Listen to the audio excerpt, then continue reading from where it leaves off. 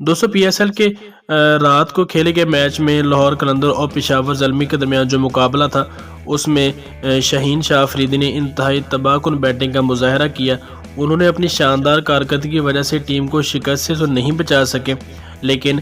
Match کے دوران ان کی بیٹنگ ہمیشہ یاد رکھی جائے گی۔ پشاور زلمی نے پہلے بیٹنگ کرتے ہوئے مقررہ 20 اوور میں 7 وکٹوں کے نقصان پر 158 رن بنائے اور لاہور قلندر کو جیت کے لیے 159 رن کا ٹارگٹ دیا تھا۔ لاہور قلندر کا آغاز کو اتنا اچھا نہیں تھا۔ فخر زمان میچ کی پہلی گیند پر آؤٹ ہو کر پویلین چلے گئے اور اس کے بعد بھی لاہور قلندر کی وکٹیں وقفے سے گرتی رہیں۔ میچ کے آخری اوور میں لاہور قلندر کو جیت کے لیے 23 رن درکار تھے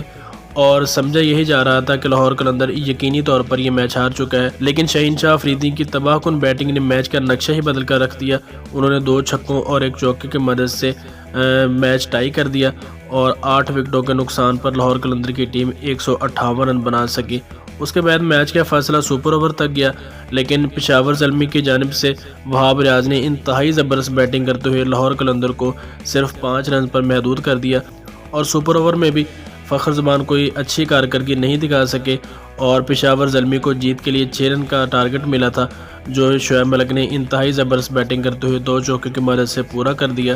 بلا شبہ لاہور قلندر کی ٹیم میچ تو نہیں جیت سکی، لیکن انتہائی خاص بات یہ جو شہین شاہ افریدی کی تباہ کن بیٹنگ تھی اور ان کا فارم میں آنا، اور آئندہ آنے والے میچز میں یقینی طور پر شہین شاہ افریدی کی جو بیٹنگ ہے وہ لاہور قلندر کو بہت فائدہ مند دے گی، کیونکہ ان کی آل راؤنڈر کارکردگی کی وجہ سے شاید اس بار لاہور قلندر کی ٹیم یہ ٹائٹل بھی جیت سکتی۔